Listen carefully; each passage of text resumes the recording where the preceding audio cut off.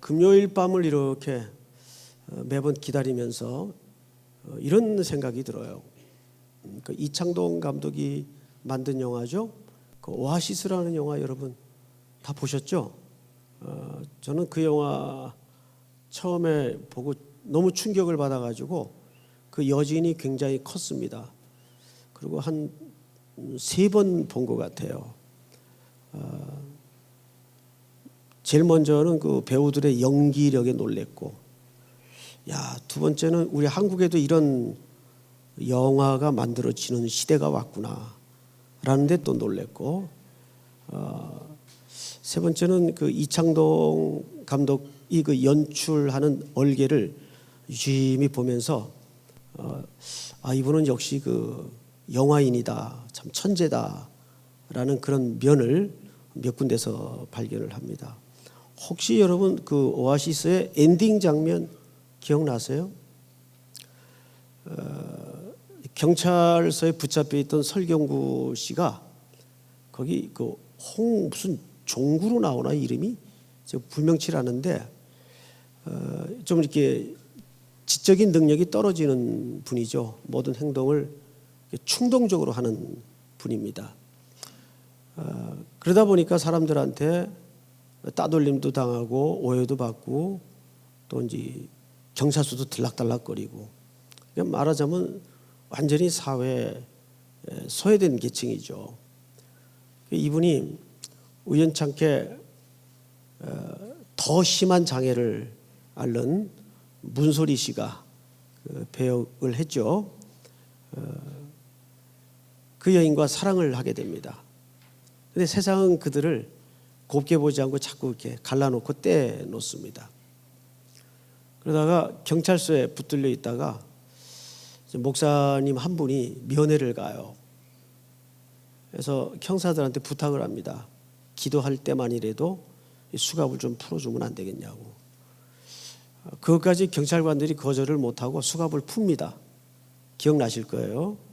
그리고는 이제 눈을 감고 기도를 하는데 튑니다. 목사님 눈을 뜨고 기도했어야죠. 그러고는 이제 튀어요.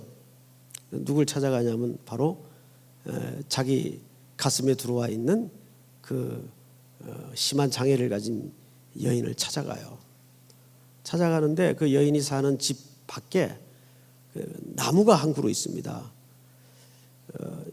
이제 들어갈 수가 없으니까 그 나무를 타고 올라가서 꼭대기에서 이제 난리를 치는 거예요. 경찰관이 쫓아왔죠. 경찰관이 올라올 때마다 나무가지를 하나씩 잘라요. 못 올라오게.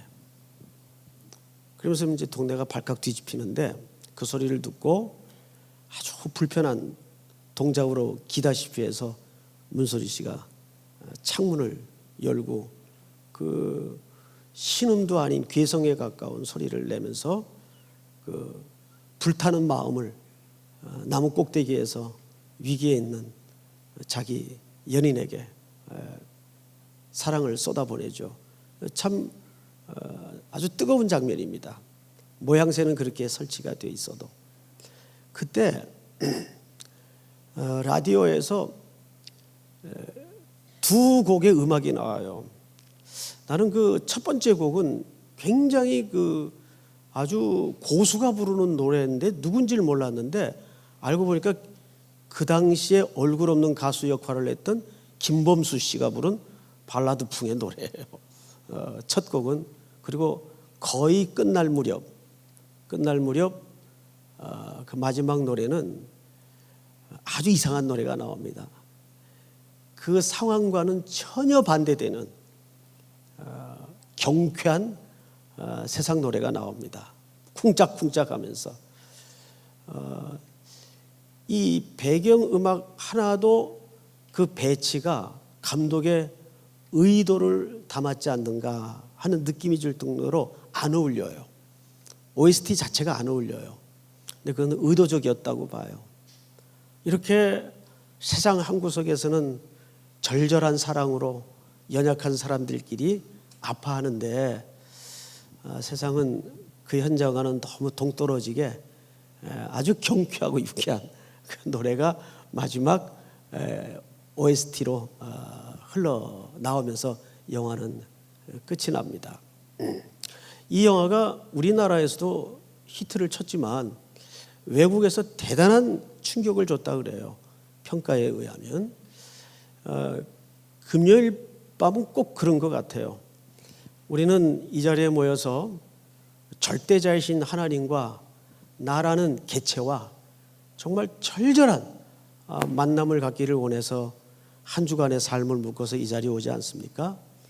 그런데 세상은 아랑곳 없고 상관없이 불금이다 해가지고 이제 먹고 마시고 토하고 온 밤을 이제 몰려다니게 될 겁니다. 마치 그 교회는 이 세상에 그런 측면에서 떠도는 섬 같아요.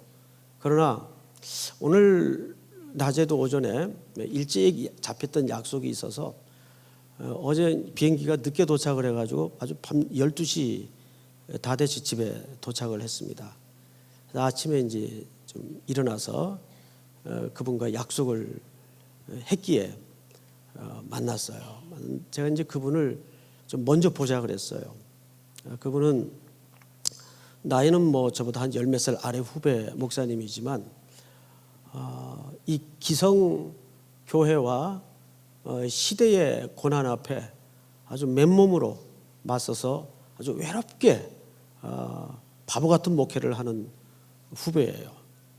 그래서 많은 고민이 또 그 친구에게 있어요. 또 우리 교회 문제를 위해서도 전혀 상관없지만 알게 모르게 전면에 나서서 또 같이 아파해주고 그 교회 성도들과 같이 힘을 모아주는 아주 귀한 형제라서 제가 좀 얼굴을 보고 싶어서 좀 보자 그랬어요. 그러면서 이제 사실 자기는 대학 다닐 때 군목 출신이기 때문에 데모 시위 이런 거하고는 전혀 번지수가 달랐고 그럴 수 있는 형편도 못 되었고 하다가 목회 현장에 탁 던져졌는데 군에서 꽤 오래 있었더라고. 한 10년 가까이 있었어요. 너무 교회가 세상 속에서 공허한 소리만 외치고 또 그냥 명분만 던지는 이건 아니지 않는가 하는 이제 절실한 마음에 어느 날부턴가 자기가 본의 아니게 이제 투사적 이미지를 갖게 되어서 너무 괴롭다. 자기가 꿈꾸던 목회는 이게 아닌데 뭐 음반도 내고 굉장히 또 나름 그 낭만이 있는 젊은 분인데 그런 고백을 하길래 이제 본인은 외롭게 생각하지만 뜻밖에도 당신 외롭지 않다.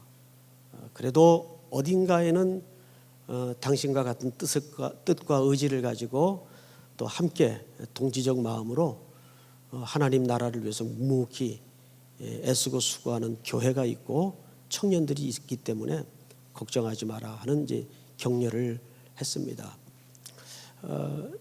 이제 그런 분들과 이렇게 대화를 하다 보면 제일 그 목회자로서의 관심, 공통 분모가 뭐냐면 세 가지예요. 인간은 하나님 앞에 죄를 짓는 게 가장 무섭죠. 그렇죠? 근데 그보다 더 무서운 게 뭘까요? 하나님 앞에 죄 짓는 것보다 더 무서운 게 있을까? 있더라고요.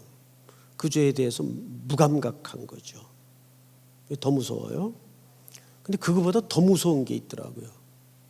이분이 그 얘기를 해요. 그래서 제가 늘 고민하던 같은 주제를 던지는데 깜짝 놀랐어요. 제일 무서운 건 하나님 앞에 죄를 짓는 게 제일 무서운 거죠. 근데 그보다 더 심한 게 그 죄에 대해서 무감각하다는 게 더 소름 끼치는 걸 겁니다. 근데 더 심각한 게 있더라고요. 그 무감각이 잘못된 신앙과 만날 때 괴물이 돼요. 세상이 감당치 못하는 괴물이 됩니다. 요즘 한국 기독교인들 가운데 이런 유형의 크리스찬들을 우리도 모르는 사이에 깜짝 놀랄이 많이 양산해 냈다는 거예요. 최근에 그 모 사단장 사단장 부인 스토리를 여러분 뜨거운 뉴스 속에 어떻게 재미나게 읽으셨습니까? 그분들이 다 독실한 기독교인들이에요. 아세요? 독실한 기독교인이에요. 뭐 제야교사 회장 그 모 씨는 뭐 페이스북에 돌아다니던데 자기 그 운전을 해주는 자기 생명을 담보로 섬기는 운전기사에게 그 최소한 그 전통 있는 그룹의 회장님이신데 그렇게 험한 욕과 말을 그렇게 하면서, 근데 그분도 아주 유명한 또 뭐 장로님이라 그러더라고요. 야, 난 이게 도대체 어떻게 되는 걸까? 각 정권 때마다 크고 작은 사건 뒤안길에는 대형 교회가 있고 명문가의 주의 종들이 있어 왔어요. 왜 이런 괴물들이 자꾸 생산되는 걸까? 오늘 그런 차원에서 좀 이 야곱의 이야기를 우리가 풀어나갔으면 좋겠어요. 그러다 보니까 본문도 안 읽었네요. 자, 우리 창세기 35장을 좀 볼까요? 1절서부터 8절까지만 교독합시다. 하나님이 야곱에게 이르시되 일어나 베델로 올라가서 거기 거주하며 내가 창세기 35장입니다. 본문 말씀드렸나요? 베델로 올라가서 거기 거주하며 네가 네 형 에서의 낯을 피하여 도망하던 때 네게 나타났던 하나님께 거기서 제단을 쌓으라 하신지라. 시작. 야곱이 이에 자기 집안 사람과 자기와 함께한 모든 자에게 이르되 너희 중에 있는 이방 신상들을 버리고 자신을 정결하게 하고 너희들의 의복을 바꾸어 입으라. 우리가 일어나 베델로 올라가자 내 환난 날에 내게 응답하시며 내가 가는 길에서 나와 함께 하신 하나님께 내가 거기서 제단을 쌓으려 하노라 하매, 그들이 자기 손에 있는 모든 이방 신상들과 자기 귀에 있는 귀고리들을 야곱에게 주는지라. 야곱이 그것들을 세겜 근처 상수리 나무 아래에 묻고, 그들이 떠났으나 하나님이 그 사면 고울들로 크게 두려워하게 하셨으므로 야곱의 아들들을 추격하는 자가 없었더라. 야곱과 그와 함께한 모든 사람이 가나안 땅 루스 곧 베델에 이르고 그가 거기서 제단을 쌓고 그곳을 엘 베델이라 불렀으니 이는 그의 형의 낯을 피할 때 하나님이 거기서 그에게 나타나셨음이더라. 리브가의 이모 드보라가 죽음에 그를 베델 아래에 있는 상수리 나무 밑에 장사하고 그 나무 이름을 알론 바굿이라 불렀더라. 아멘. 여러분, 우리는 지금 창세기 강의를 쭉 연속적으로 들어오면서 한 가지 큰 흐름 하나를 눈치챌 때가 됐어요. 숲속에 있다 보면 자기가 지금 어디 위치쯤 걸어가고 있는지를 못 볼 수 있지 않습니까? 그렇죠? 그래서 우리는 전체 지도를 좀 한번 내용상 확인하면서 이 성경의 스토리를 쫓아갈 필요가 있는데, 우리는 지금 어디쯤 와 있는가? 여러분, 하나님의 은혜로 야곱은 가나안 땅에 평안히 돌아왔죠. 그러면 당연히 그가 약속하신 땅 베델로 바로 왔어야 옳았습니다. 근데 어디에 장막을 치고 더구나 거기에 밭을 샀어요. 거기가 어디입니까? 세겜입니다. 세겜이에요. 이제 거기서부터 인생에 두 번도 있을 수 없는 흉측하고 가슴 아픈 일들이 벌어지기 시작하는데, 지난주 제목이 세겜의 잔혹사입니다. 끔찍한 그 야곱 속에 아직도 옹골차게 박혀 있는 그 인간의 이중성을 우리는 확인했어요. 그렇죠? 이제 가나안 땅에 평안이 돌아온 순간부터, 아니 정확히 얘기하면 세겜에 거주할 목적을 가지고 장막을 치고 그 밭을 산 순간부터 어떤 일이 벌어지는가 하면, 놀랍게도 야곱의 그 20년 가까이 험악한 세월을 보내며 눈붙일 겨를 없이 모았던 재물서부터 끔찍한 마음의 애정관계에 있는 모든 것들이 하나씩 가지를 쳐나가기 시작합니다. 이 사실은 하나님의 손길이에요. 자, 오늘은 우리는 35장에서 이거를 한 주에 다루기에는 너무 분량이 내용상 많아서 다음 주까지 걸쳐 35장을 두 차례 나눌 겁니다. 오늘은 일단은 베델로 올라간다는 이 말이 갖는 의미가 뭔가, 그 다음 주는 가장 사랑했던 여인 라헬이 베들레헴 길에서 마지막 베냐민을 낳고 길에서 죽습니다. 그 장면을 우리가 다음 주 확인하게 될 거예요. 자, 그러면 오늘은 일단 전반부만 한번 보도록 하겠습니다. 이 베델로 올라가라는 말은 뭐 워낙 많이 알고 있고 들었고 해서 여러분들에게 굉장히 익숙한 내용이면서 스토리예요. 자, 그럼 우리가 본문을 이제 한 절 한 절 보면서 8절까지 가능한 한 가보도록 하겠습니다. 보시면 하나님이 야곱에게 이르시되 일어나. 자, 여러분 34장 31절이 어떻게 끝이 났나요? 31절만 다 같이 한번 읽겠습니다. 시작. 그들이 이르되 그가 우리 누이를 창녀같이 대우함이 옳으니이까. 하나님이 야곱에게 이르시되 일어나 베델로 올라가서. 자, 앞을 보실까요? 34장 마지막 절과 새로 시작되는 35장 1절 사이에 매끄럽다고 보이세요? 아니면 좀 어색하다고 느껴지십니까? 어색하죠. 문장 자체가 내용도 그렇고 문장의 표현도 그렇고 이렇게 자연스럽게 넘어가는 듯한 문장이 아닙니다. 굉장히 어색해요. 마치 이런 느낌 들지 않으세요? 말귀를 못 알아듣는 아들에게 아버지께서 단도직입적으로 치고 들어가는 듯한 느낌 받지 않으세요? 지금 34장의 지난주 전체 그림의 내용은 야곱이 계속 아직도 자기 본의의 중심적 사고를 내려놨습니까? 못 내려놨습니까? 못 내려놨어요.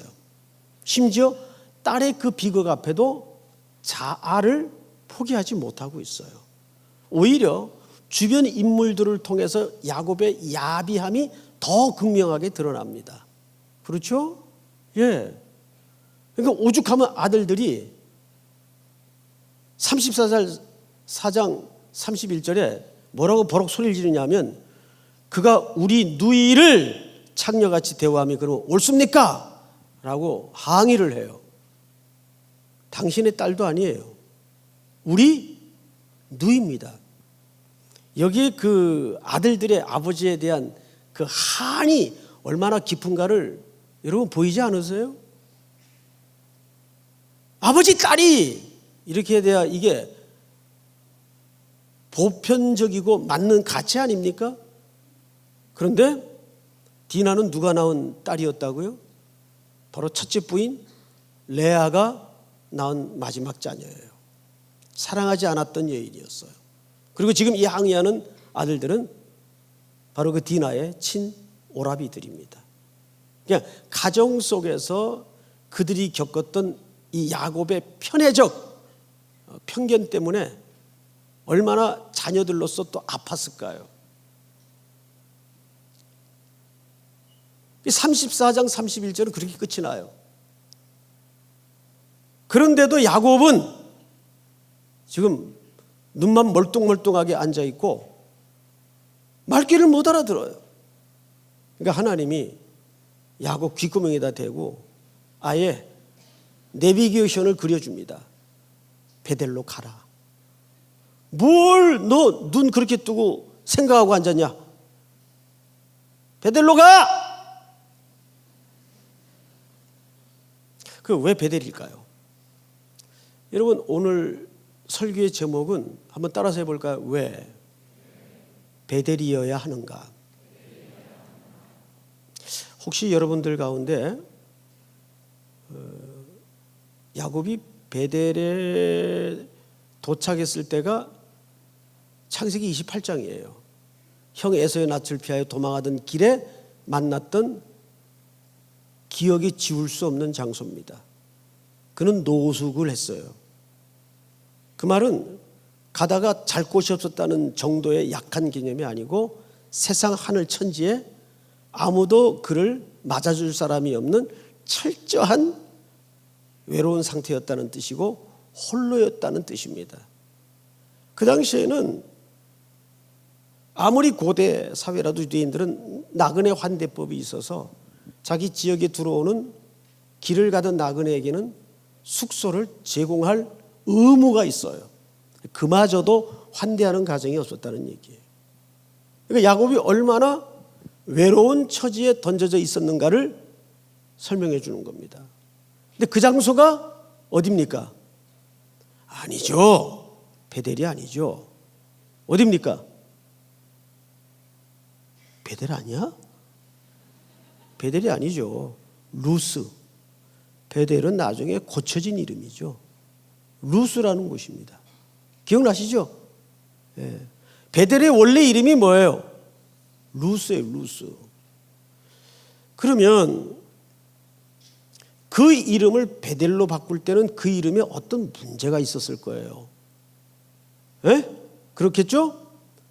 루스라는 지명은 고대 언어의 우가리시라든지 그런 언어들의 그 당시 뿌리를 보면 이게 뜻밖에도 루스라는 말이 무슨 뜻인가 하면 황폐, 절망, 그리고 이제 요즘 표현식으로 얘기하면 카오스의 현장. 카오스라는 말이 뭐죠? 혼돈. 이 세상이 만들어졌을 때 처음 상태가 뭐였습니까? 카오스의 상태였어요. 그때 하나님의 영이 작용하기 시작하면서 전 우주의 질서가 잡히기 시작합니다. 해가 만들어지고 달이 만들어지고 별들이 만들어지면서 그 카오스가 정리가 되죠. 그런데 이 카오스라는 의미를 가진 루스에 나중에 뭘로 이름이 바뀌었습니까? 벳엘. 오늘 여기서는 엘베델이라고 나와요. 엘베델. 엘베델은 풋노트에 보니까 베델의 하나님. 베델의 하나님. 그럼 이 베델은 물론 이 당시에는 분명 지명을, 장소를 말하는 건 맞습니다. 그런데 오늘 엘베델은 여러분들에게 무엇이어야 합니까? 무엇이어야 할까요? 하나님께 돌아가는 상태를 말합니다. 하나님께 돌아가는 상태. 그래서 오늘 본문을 잘 보십시다. 35장 1절을 보시면 하나님이 야곱에게 이르시되 일어나 베델로 올라가서, 여기 올라가라는 표현이 등장을 해요. 에서의 낯을 피하여 도망하던 때에 거주하며 내게 나타났던 하나님께서 거기서 제단을 쌓으라. 제가 여기 생략하고 지나갔는데 올라가서 그 다음에 거기서 뭐 하라 그랬죠? 거주하며. 자, 여러분, 올라가라, 거주하라, 제단을 쌓으라. 자, 한번 따라서 해볼까요? 졸음도 살살 올 시간인데 따라서 하십시다. 올라가라, 거주하라, 제단을 쌓으라. 그런데 이 용어가 놀랍게도 군대적 표현을 인용했어요. 이게 무슨 뜻입니까? 하나님은 본격적으로 야곱의 인생에 전쟁을 선포하신 거예요. 이제부터는 나는 너를 기다려왔고 은혜로 너를 이끌어왔지만 내가 진정 하나님의 나라를 상징하는 이스라엘을 이루기 위해서는 이제부터 내가 네 인생에 본격적으로 개입해서 내 인생에 전쟁을 선포할 것이다. 그러니까 우리가 잘 보세요. 우리가 예수 그리스도를 믿는 순간부터 사실상 하나님은 우리의 대적인 어떤 것, 원수에게 전쟁을 선포한 게 아니에요. 사실은 누구에게 전쟁을 선포한 거예요? 나에게 전쟁을 선포한 거예요. 여러분들에게 전쟁을 선포한 거예요. 이제부터 여러분들의 손발을 묶는 작업을 하는 거예요. 왜? 하나님이 우리를 이기시려면 우리를 손발을 다 묶어놔야 돼요. 그래서 버둥거리지 못하게. 그래야 잡아요. 제물을 제단에 드릴 때 제일 먼저 손발 묶잖아요. 그리고 마지막에 숨통을 따요. 조금 표현이 험한가요? 네. 그래야 축 늘어져 가지고 온전히 드려집니다. 사실은 하나님이 야곱에게 그 작업을 지금 선포하신 겁니다. 이게 전부 전쟁 용어예요. 거주하며라는 말은 하나님이 거기서 드디어 통치를 시작하겠다는 말입니다. 여러분, 이 야곱의 톨레도스는 세 가지 차원에서 반드시 근거를 깔고 해석을 하고 이해를 해야 돼요. 아브라함에게 약속했던 게 뭡니까? 땅, 자손, 하나님의 통치예요. 맞죠? 이것이 아브라함의 언약의 핵심이에요. 그런데 오늘 이 창세기 35장에 그 세 개의 요인이 다 등장합니다. 이건 뭘까요? 아브라함에게 땅, 자손, 통치는 개인적 차원에서의 언약이었다면 이제 야곱 때 들어와서는 이삭을 지나 야곱 때 건너와서는 이게 민족적 언약으로 확대됩니다. 이걸 보통 우리는 언약의 갱신이라 그래요. 이 베델은 왜 돌아와야 했습니까? 하나님이 약속했던 장소이기 때문입니다. 근데 그 약속했던 장소는 단순히 약속했던 장소적 개념만 있는 게 아니에요. 하나님께 온전히 인생을 내어 맡기는 그분의 통치 아래로 본격적으로 들어가는 싸움을 얘기하는 거예요.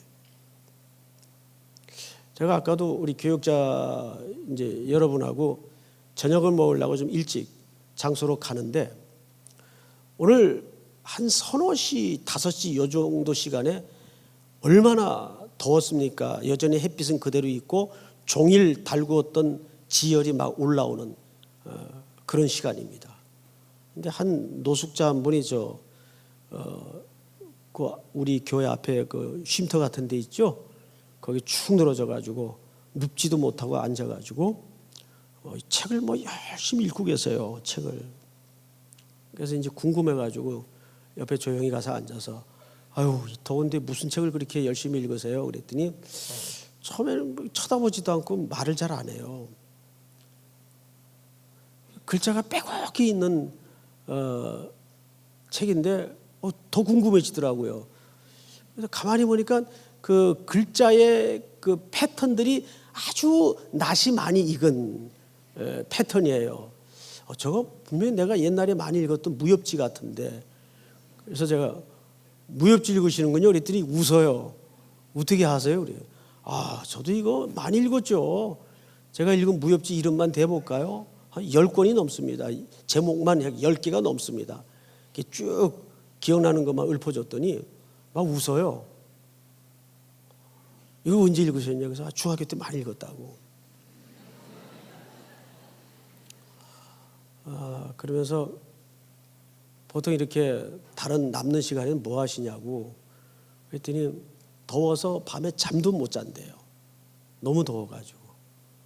그리고 이제 저녁 시간, 점심 시간, 아침 시간 밥 주는 데를 이렇게 찾아서 다니는데 그것도 하루 큰 일과랍니다. 왜냐하면 거기는 나 오기를 기다리는 데가 아니고 밥 주는 시간이 정해져 있기 때문에 이거 놓치면 또 밥을 못 먹는 거예요. 근데 아주 이분 그 상태가 몸이 아주 빼짝 말랐어요. 그래서 무슨 병이 있나고 어디 편찮으세요? 그랬더니 아니래요. 몸이 이렇게 말르셨어요? 그랬더니 자기 이를 보래요. 이를 보여주는데 이가 하나도 없어요. 이 연세가 몇이신데 이렇게 이가 하나도 없어요? 그랬더니 지금 50 중반밖에 안 됐어요. 젊죠. 저보다 젊죠. 아니 근데 이가 다 왜 그렇게 됐냐고. 그랬더니 이분이 하는 얘기가 이를 한 대만 치과 가서 뺐대요. 그리고는 그 한 대 빠지고 나서부터 그때부터 이 이가 이렇게 다 이렇게 연쇄작용을 일으켜가지고 그때부터 빠지기 시작하는 나머지 이는 전부 자기 손으로 그냥 다 뺐대요. 그러니까 이가 한 대도 없어요. 이야.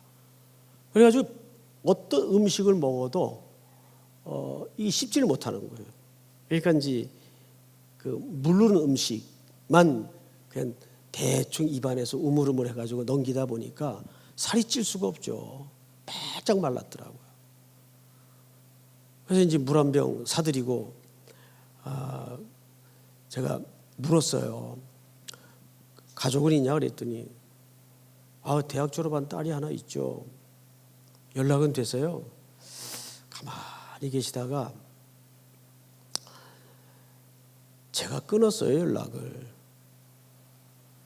그래서 더 이상 이제 가슴 아픈 사연이 나올까 봐 묻질 않았어요. 그랬군요. 혹시 아내분은요? 예.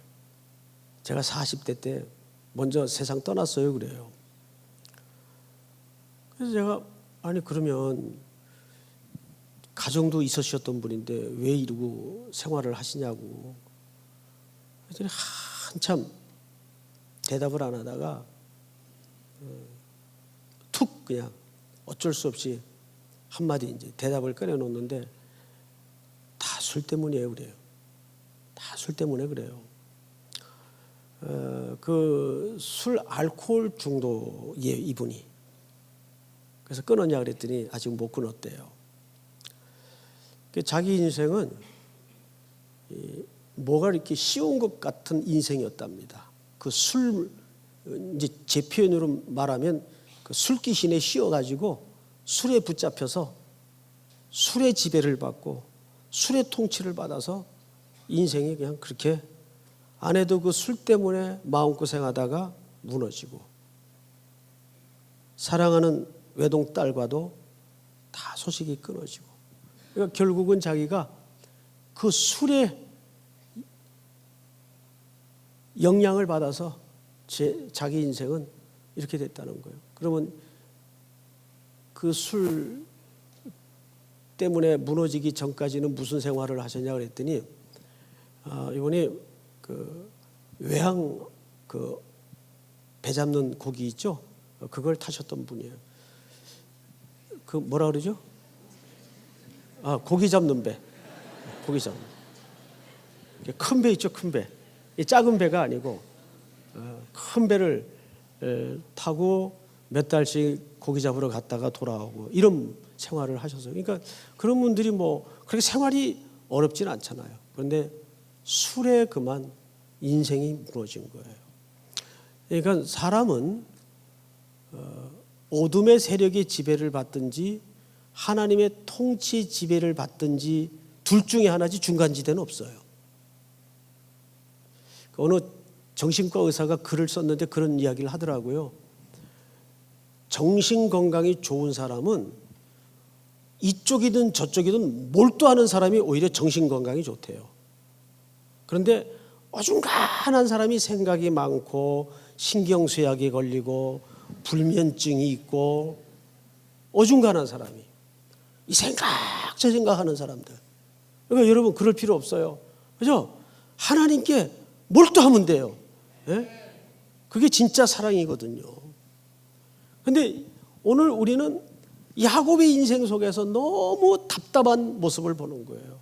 야곱은 아닌 건 아닌데 또 기도 아니고 속된 표현으로 애매하게 결국은 하나님께서 이 말귀 못 알아듣는 야곱을 향해서 아주 귓구멍에다 대고 베델로 올라가라 그러면서 그에게 전쟁을 선포한 게 올라가라 거주하라 제단을 쌓아라. 그건 완전한 정복을 얘기하는 거예요. 그러니까 여기서 말하는 베델은 사실 야곱 자신을 향한 하나님의 목적지일 수가 있어요. 무슨 말인지 이해하겠죠? 그러니까 하나님의 목적지는 베델이 아니에요. 누굽니까? 여러분들이에요. 우리가 하나님의 목적지예요. 믿습니까? 네? 우리 자체가 뭐였어요? 카오스 같은 인생이었잖아요. 혼란스러운 인생이었잖아요. 그런데 어느 날 하나님이 언약으로 내 인생을 찾아오셔서 명제적으로 베델이라고 칭해 주셨어요. 근데 그 베델이 진짜 루스에서 베델이 되는 과정까지 야곱이 이스라엘 되는 과정처럼 힘들고 멀고 길고 험해요. 놀라운 것은 하나님은 결국 우리에게 세 가지를 확인시킵니다. 그 첫 번째가 뭐냐 하면 하나님의 은혜로 따라서 합니다. 하나님의 은혜로 하나님이 직접 하나님의 나라를 이루어 가신다. 이것이 성경의 전체 결론이에요. 여러분 4절을 한번 볼까요? 이렇게 되어 있습니다. 4절만 한번 같이 읽어보십시다. 시작. 그들이 자기 손에 있는 모든 이방 신상들과 자기 귀에 있는 귀고리들을 야곱에게 주는지라. 야곱이 그것들을 세겜 근처 상수리 나무 아래에 묻고. 여러분 어떠세요? 지금 야곱은 하나님에게 이미 붙들린 하나님의 자녀여 하나님의 백성임에도 불구하고 그 집 권속들 안에 지금 뭐가 버글버글했습니까? 우상들이 버글버글했어요. 이것이 사실은 야곱의 모습을 넘어서서 우리 속에 투영할 수 있는 모습이에요. 우리 속엔 이런 우상 없나요? 있습니다. 그 우상이 나일 수도 있어요. 이런 우상이 많아요. 그래서 하나님은 이스라엘 공동체를 430년이라는 애굽의 종생활을 끝장을 내시고 어린 양의 공로로 피로 구속함을 입혀서 출애굽시킨 다음에 제일 먼저 하신 작업이 뭐예요? 출애굽시킨 다음에 제일 먼저 하신 작업이 기억 안 나세요? 아말렉과의 전쟁 아니에요. 기억나시죠? 그 아말렉과의 전쟁은 여러분 어떤 상대적 개념이 아니에요. 물론 성경에서는 역사에 실제 군대가 등장을 하지만 그 아말렉이라는 군대 속에는 뭐가 남아 있어요? 거기 우리 모습이 있어요. 그래서 여러분 그 아말렉과의 전쟁은 모세가 기도했더니 이겼더라. 무슨 기도의 승리에만 초점이 있지 않습니다. 이런 생각을 하셔야 돼요. 아말렉은 구원받은 이후에, 즉 홍해를 건넌 이후에 부딪힌 최초의 전쟁이라는 걸 잊지 마세요. 그 전쟁은 애굽에서 주는 밥 먹고 그냥 종살이하고 있었으면 만날 이유도 없고 싸울 이유도 없는 전쟁이었어요. 그런데 구원받은 백성에게 처음으로 만난 전쟁이 아말렉이에요. 그럼 그 아말렉이라는 존재는 누가 이겼습니까? 여호수아가 이겼어요. 그런데 하나님이 그 전쟁을 끝내질 않아요.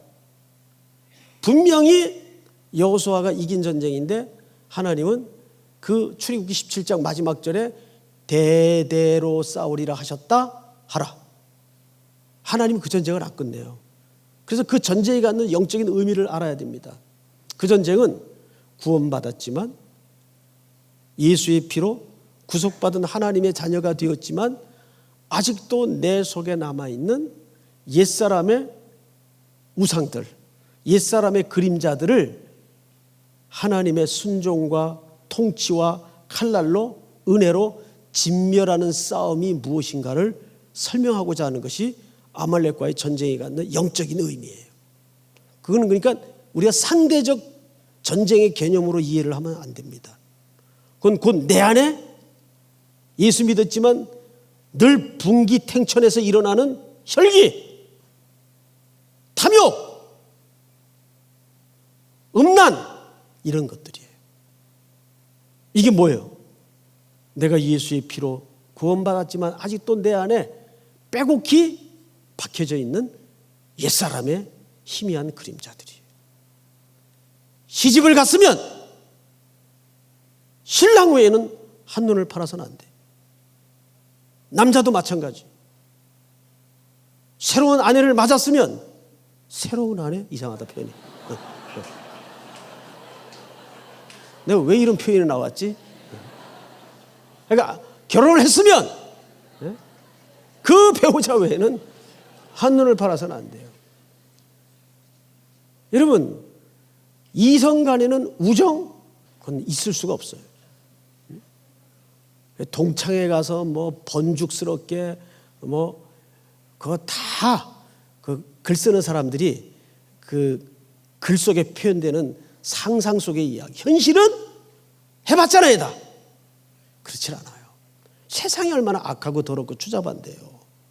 세상이 얼마나 음란스럽습니까? 별별 핑계만 있으면 다 얽혀가지고 이상한 짓을 하려고 그러고, 거기에 여러분들이 냉정하고 분명하게 그리스도인으로서의 태도를 갖지 않으면 안 됩니다. 다 무너져요. 다 무너져요. 저는 우리 교회 청년들이 많지만 이 술 문제에 대해서도 제가 시리즈로 언제 한번 정확히 다시 한번 강조를 하려고 그래요.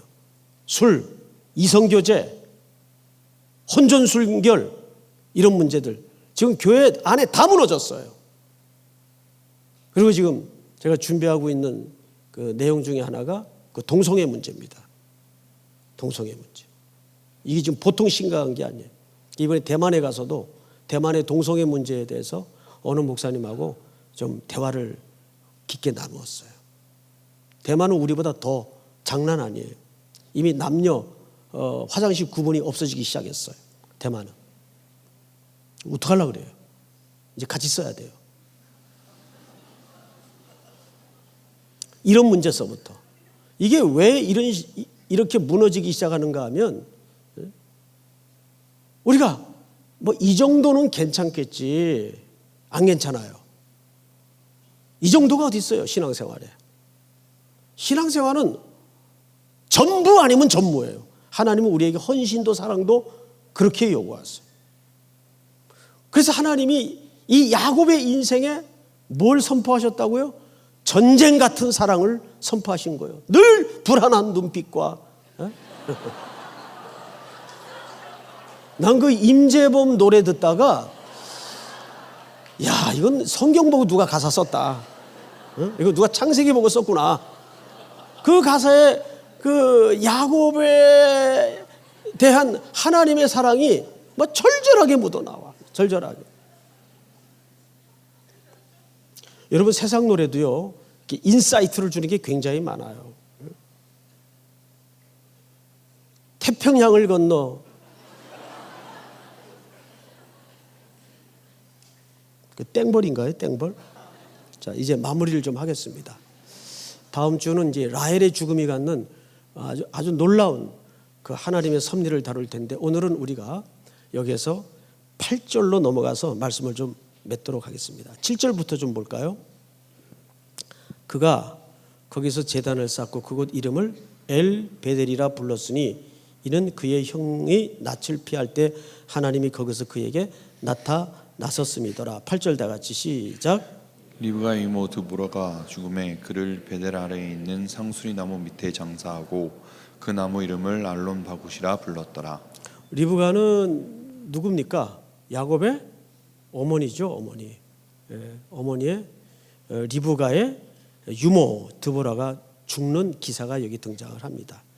그리고 그곳 이름을 엘 베델이라 그렇게 이제 명칭하고 야곱의 이 베델에 관한 이야기가 전반부로 끝을 맺고 있죠. 자, 이것이 갖는 그림이 뭘까요?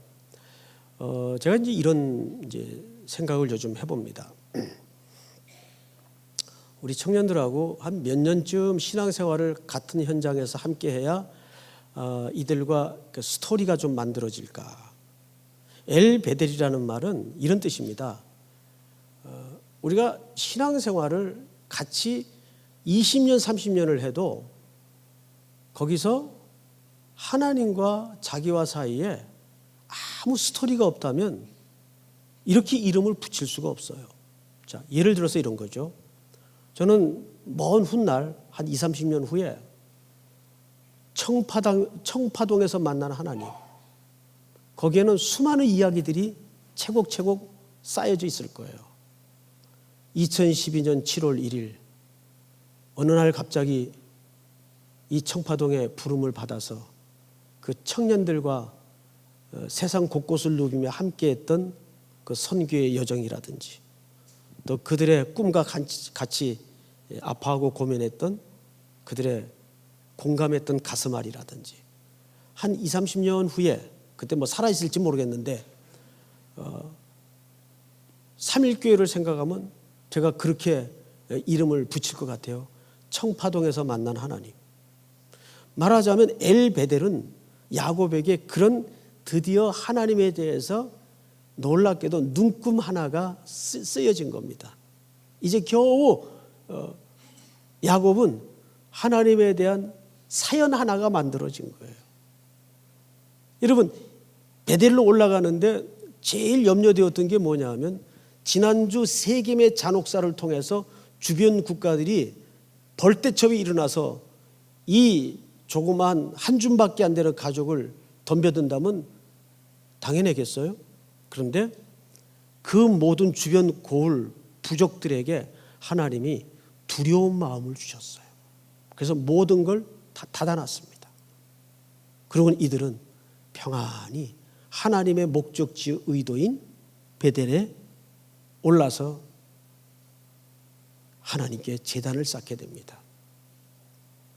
그리고 창세기 35장은 다음 주 나올 이야기지만은 오늘 너무 예고편을 많이 말씀드리는데 라헬이 길에서 죽는데 그 죽음을 통해서 누가 태어나죠? 베냐민이 태어나요. 그래서 12지파 이스라엘 나라의 한 축이 태어남으로써 완성이 됩니다. 그러니까 나라가 완성이 되는 거예요. 야곱의 허리에서. 이거는 일관되게 하나님이 홀로 시작하신 전쟁 속에 홀로 이루신 승리를 그렇게 설명하는 겁니다. 믿습니까? 오늘도 이 베델로 이끄신 그러니까 회개도 우리의 의지나 우리의 어떤 몸부림으로 이루어지지 않아요. 하나님이 나를 강권적으로 사로잡으셔서 입을 열게 하시고 부르짖게 하시고 회개케 하셔야 우리는 회개할 수 있어요. 우리 회개할 능력 자체가 안 돼요. 그 정도인 것만 깨달아도 괜찮은 겁니다. 오늘 이 밤에도 그 하나님을 의지하여 하나님의 승리를 경험하는 우리 사밀의 모든 성도들이 될 수 있기를 축복합니다. 우리 찬양 하나 부르고 같이 기도하십시다.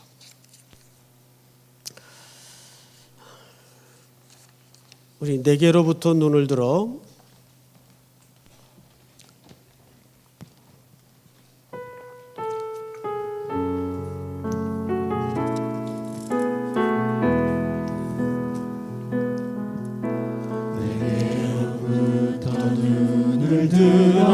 주를 보기 시작할 때 주의 일을 보겠네.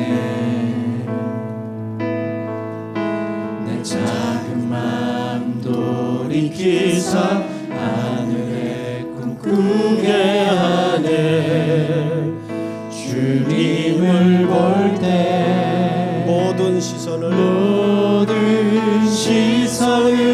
주님께 드리고 살아계신 하나님을 느낄 때 살아계신 하나님을 느낄 때 내 삶 중에 역사가 되고 하나님이 일하기 시작하네. 성령이 나를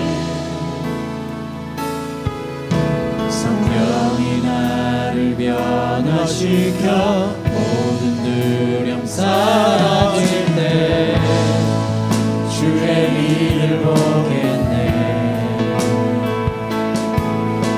황폐한 땅 가운데서 주님 마음 알게 되리. 주님을 볼 때 모든 시선을 주님께 드리고 전능하신 하나님을 느낄 때 드리고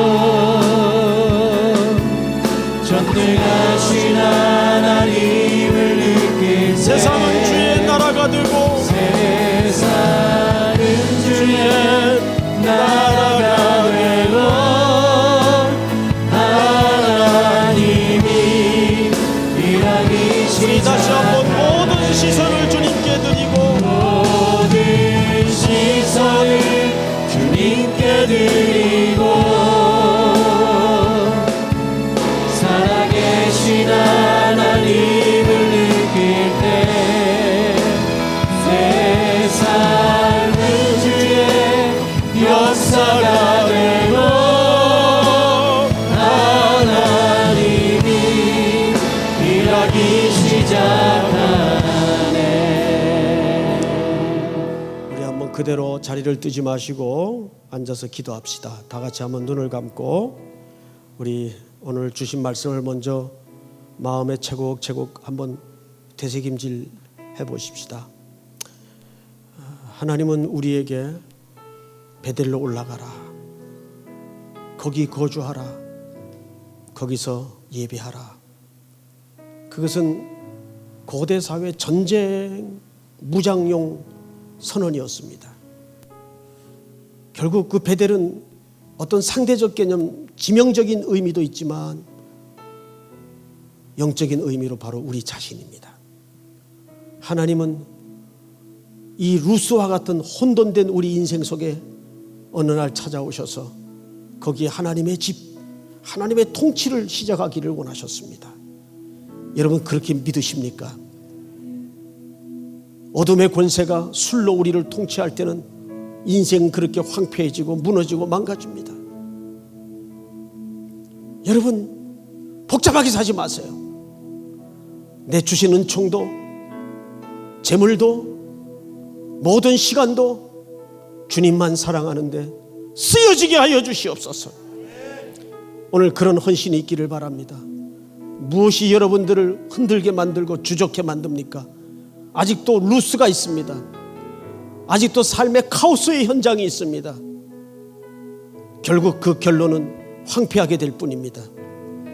하나님 오늘 이 밤에 내 인생 속에 찾아오셔서 내 마음속에 베델을 지어주시고 거주하시고 임재하셔서 개입해 주시옵소서. 회개조차도 할 수 없는 무능력한 존재임을 다시 한번 무릎 꿇어 고백합니다. 오 성령님 임재하여 주시옵소서. 찾아와 주시옵소서. 통치하여 주시옵소서. 나의 간절한 기도를 받아 주시옵소서. 그리고 여러분들의 인생이 장차 반드시 그렇게 이스라엘 하나님의 나라가 될 때인데 그 나라를 통해서 하나님은 어떤 꿈을 받으시기를 원하시는가? 그 하나님의 관심과 하나님의 꿈에 여러분들의 마음과 여러분들의 일생의 사연이 담아질 수 있도록 오늘 이 밤은 청파동 3.1교에서 만났던 그 하나님이 여러분의 인생의 중요한 눈금이 되는 한밤이 될 수 있도록 인도해 주시옵소서. 우리 이 시간 나같이 한번 주여 부른 다음에 통성으로 기도합니다. 주여! 사랑하시는 아버지 하나님 감사합니다. 영광을 받아주시옵기를 원합니다. 우리를 새롭게